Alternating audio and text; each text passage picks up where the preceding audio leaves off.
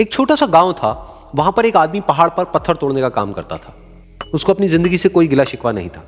पूरा दिन वो काम करता, मेहनत करता, दिन के एंड में जो थोड़ा बहुत पैसा मिलता वो जा करके अपने परिवार के साथ में थोड़ा सा टाइम स्पेंड करता और चैन से सो जाता। तो एक दिन रोज की तरह वो अपना काम खत्म करके अपने घर की तरफ जा रहा था, तो रास्ते में चलते चलते उसके मन में ख्याल आया कि ये भी कोई जिंदगी है कि सुबह से शाम तक मैं पत्थर तोड़ने का काम करता हूं और एंड में मेरे को थोड़े से पैसे मिलते हैं, जिसमें मुश्किल से मेरा और मेरे परिवार का गुजारा हो पाता है।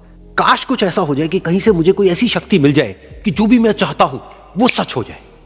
वो अपने घर पर गया, उसने खाना खाया, लेकिन उसका ध्यान खाने की तरफ नहीं था। उसके दिमाग में यही ख्याल चल रहा था। उसके बाद में वो यही सोचते सोचते सो गया।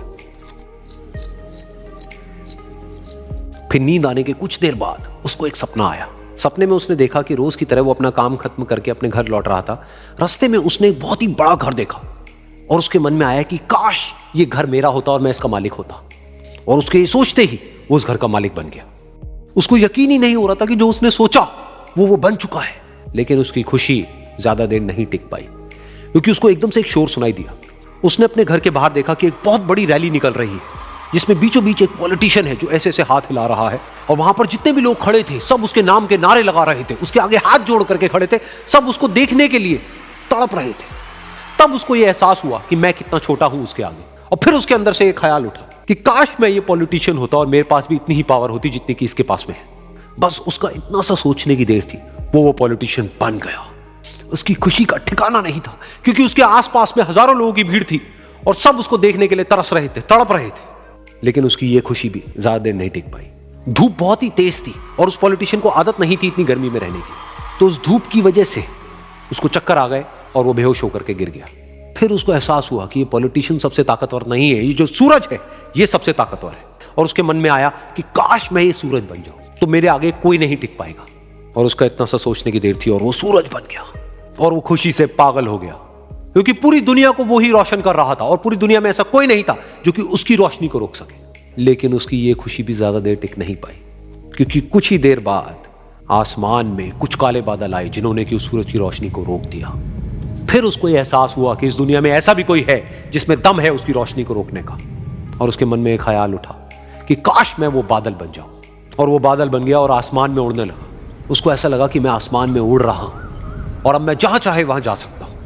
लेकिन कुछ देर बाद वहां पर एक बहुत तेज हवा का झोंका आया जो कि उन बादलों को उड़ा करके ले गया। अब फिर उसे ये समझ आया कि ये जो बादल हैं वो सूरज की रोशनी को तो रोक सकते हैं, लेकिन हवा को नहीं रोक सकते।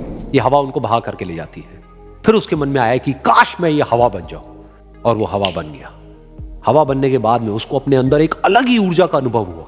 वो चाहे तो आराम से बहता और चाहे तो आंधी बन करके, तूफान बन करके, जिसको भी चाहे उड़ा करके ले जाता। उसको ये विश्वास होने ही लगा था कि इस दुनिया में सबसे ज्यादा शक्तिशाली मैं हूं। लेकिन तभी उसके सामने आया एक पहाड़।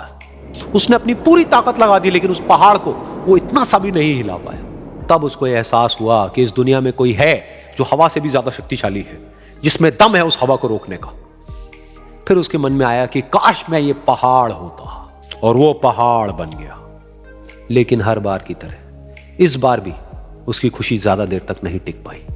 उसको एक जानी पहचानी सी आवाज सुनाई दी और साथ ही साथ उसको दर्द होने लगा, जैसे कि कोई है जो उसको तोड़ रहा है, उसको मार रहा है।